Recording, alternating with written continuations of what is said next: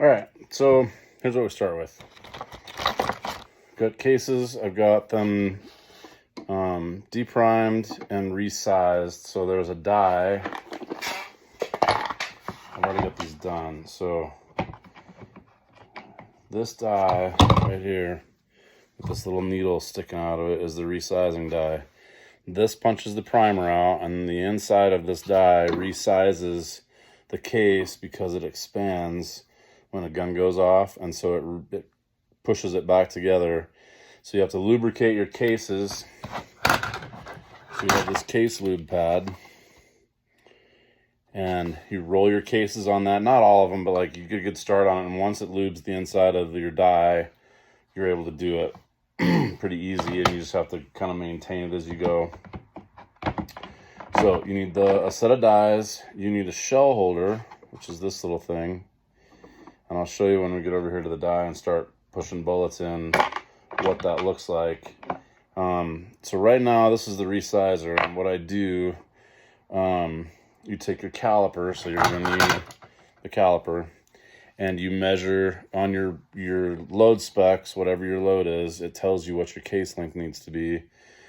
And so you use this little machine it's just basically a hand-run lathe that sizes the die, and there's set screws in the end right here that you pull this out. You're able to lengthen or shorten the trimmer, and then this jaw back here has this little handle, and you just push the case in it. It holds the jaw tight, or the case tight, and then you spin the trimmer, and it trims your case length to the exact length that it needs to be to accommodate the bullet. And they're different sizes, very small differences in sizes depending on the bullet, ogive, and weight. So if the weight's heavier, the bullet's longer.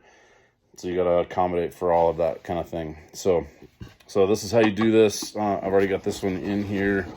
You just spin it around until it doesn't move anymore. Pull that back. You're going to want to get some of these shell holders. So this just pushes down in there. It holds it tight against the seat back here. You push this little mandrel that goes inside that, spin it, pull it back, and you can see that the shiny rim of that is after it's been trimmed. And if you look at one that has not been trimmed, it's dull because of the powder burner on the outside of it. Push that in there, push your mandrel in, and sometimes you're literally just taking off just a fuzz. But all of these have stretched out a little bit because I've used them multiple times for shooting. So that's step one, and I'll be back with you on step two. Okay, so now we've got them resized, and you get your chamfering tool, and very lightly inside and outside, and it takes the burr off on both sides. And the burr on the outside sometimes gets pretty pronounced depending on how much you trimmed off. So you have to get a little, and you need to feel them when you're done. You'll feel a really sharp edge on there before you start on the outside. And you just got to be careful not to take too much off on either place because you don't want to thin the rim out. But you don't want to get that burr off there because you can hang the shell up in your chamber. So we're on to the next step. I'll see you in a minute. So this is your priming tool, and you have these primers, and I'm going to flip one upside down to show you what this little tray does. These little ribs in here, I can get one to flip over. There, huh? There. All right. So see how that one's flipped over? You just shake it, and it rolls the ribs over. So then you take your priming tool. You have this little lid that goes on here, and there's a gate where the primers come out, and then there's another little flat spot right here that corresponds to that gate. And you close, put the pin in the center, press down, and then there is a gate, an actual gate right here that keeps the primers from being able to get out. So then your priming tool has a little pin on the inside of it right here that just drops inside. And when you buy your priming tool, it'll come with instructions on how to assemble it. You take your reservoir and you push it in the back like this. And you take your case. Before you do anything, you've got to get your shell holder in. So we'll rewind this, get this part. There's a little pin right here. You take this out. And you don't take it all the way out. It actually is threaded on the back side. This little control arm comes out, and then the feed chute slides out. And then you take your shell holder that holds your shell in your press. It does the same thing here. So you push that in there. Then you reassemble. You have to make sure that there's a little hole in your chute that your shell holder goes in, and then the shell holder slides into this whole assembly just like that. Shell holder's held in the metal casting, and then the plastic piece is what your primer's going. Then you feed your control arm back through the backside, and then this arm down here is it's got a little ball on the end of it, and you have to make sure that that fits in the plunger, so when it goes up, it does what it's supposed to do. And it can be a little bit of a challenge to get that plunger to go back up where you want it to go if you don't have everything aligned correctly. And sometimes it helps. Just take something and pry. You stick inside this little arm right here, and you just pry up to get that plunger to go up inside the tool. And then once you get that up, then you're able to push that over. This little hole goes right inside, just like such. And that screw-in pin goes through that hole. And then that's what drives the primer into the casing. And you just screw this back together, just like that. And now we're ready to prime. So now we take our priming reservoir, put it on here, which I put this back together backwards. So let's start all over again. The front, the entrance of your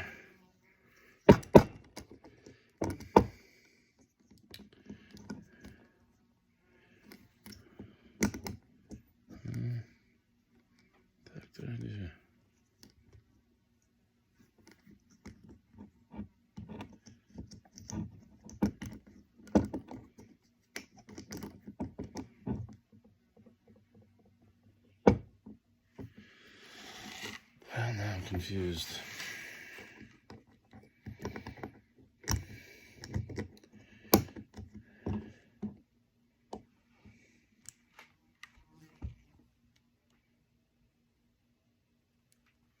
Well, there's a cutout on that allows the primer to come through. I was trying to figure out how that worked. That's how. So I had it right the first time. So now I'm going to go through this whole process again. So pry up on your tool to get it plungers in. Get your pin put back in through your control arm.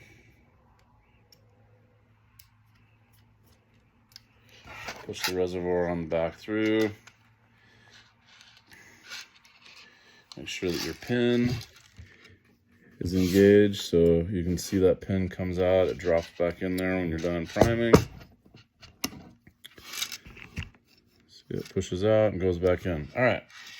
Now, you open the gate on your machine. That's open. That's closed. Open. So you want it open. You want the primers to be able to feed into your priming tool. You slide the casing into your shell holder and point it away from your face. You seat that primer. And there's the primer. That should be able to sit on that table and not rock. If it rocks, that means your primer did not seat. See how that's nice and flat? You want that perfectly flat. If that's proud, it'll rock, and then you can set the gun off when you cam your load into your chamber. So what I do now is I set my primed loads at the other end of my tray, and then we just get to work priming. So just prime that in. Every time you push the primer back, or the machine back, you should get a new prime. Oh, and that one's been primed. So if it's not going, stop and look at it and see why. And that's because that one already had a primer in it. That one does not. There you go. On to the next step. All right, now we're powder measuring. So I have this electronic powder measure, and it is worth every nickel because you don't have to hand measure every single load. So down here, it's got a digital readout. It tells you when it hits the scale. So I've got it calibrated or programmed. I'm gonna flip my camera around here. So I've got it programmed so that when I put the pan back on the scale and it hits 0, it automatically dispenses. And it knows exactly how many grains I want. I want 58 grains.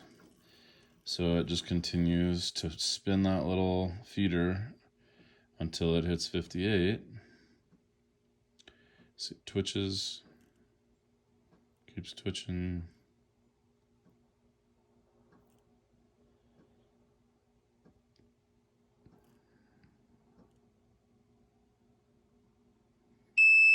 And it beeps and tells me when it's ready. Now, the trick is you gotta make sure you don't double charge. So I just had this in this slot. I had the funnel on it. You need to make sure by looking inside your case, I don't know if you can see, you can kind of see the powder in there. You've got to make sure that you don't pour a double charge on. So there's fail safes that you can use for that as well. So you take this, you pour it in your funnel, put your pan back on here, it fills it. You tap the funnel, make sure all of your powder's out of it, move it to the next casing, and move the casing away from your crowd of empties so that those are all full, these have yet to be filled. And then you just fill them, and we'll move on to the next step. All right, so we've taken our priming tool back apart, pulled the chute out. I need to pull the shell holder off. You can set your primer tool off to the side.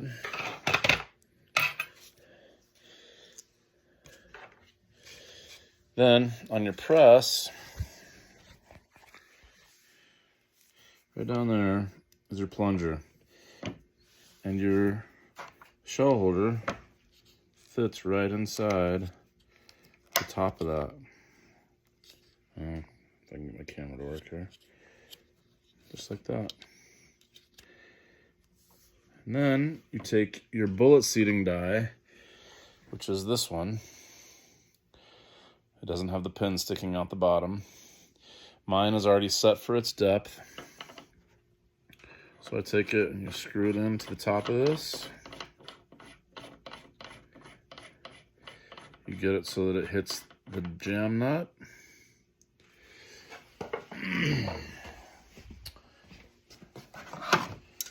And then you gently snug it in the top.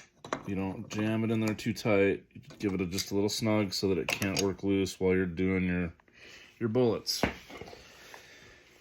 So, set this over here like this.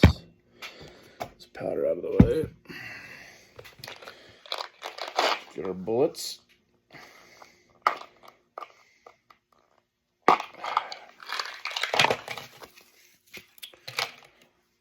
So, you take a bullet, you set it in the case like that. You slide it into your shell holder. Take your press and press it in. Now, our overall length is supposed to be 2.086, I believe.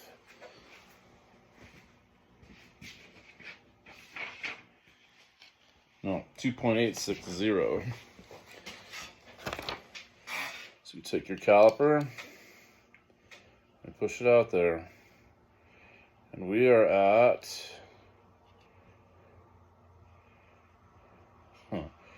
we're at 2.9947. So I need to adjust our bullet depth down a little bit. So take our set screw on top. Make sure it's the set screw coming out and not your die. Okay. We're going to run this down. We're going to set our set screw again, lightly. We're going to do this again.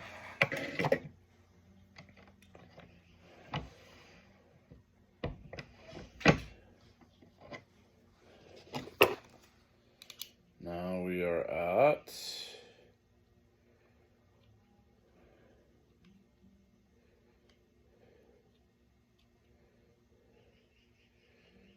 2.920. I need to adjust it even farther.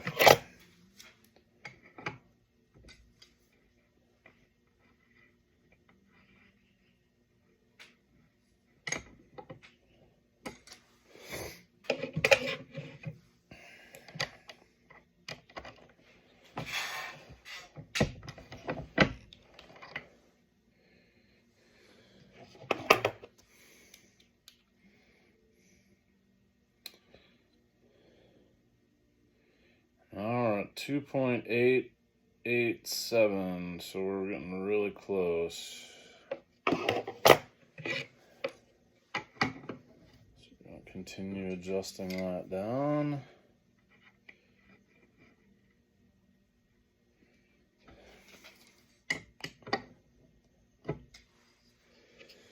And I always do one practice load in case I over adjust.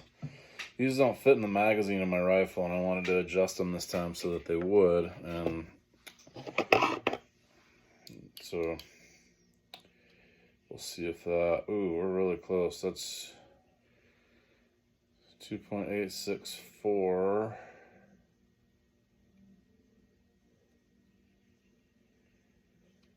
So now we're really close. So we're gonna adjust it just a fuzz more.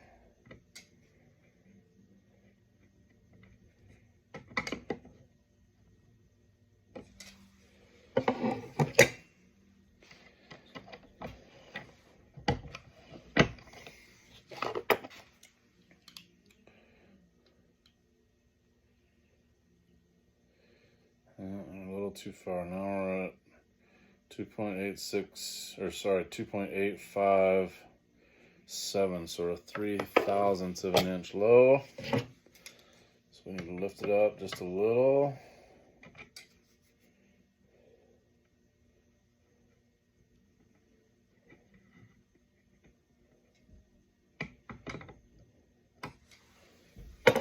All right. That practice one will fire just fine. So let's see how close we are here.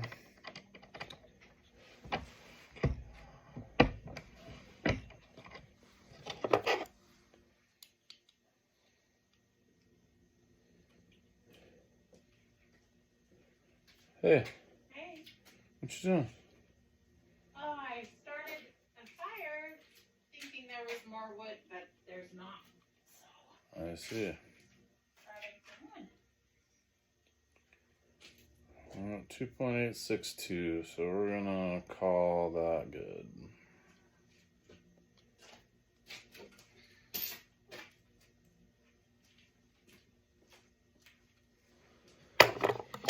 So there you go.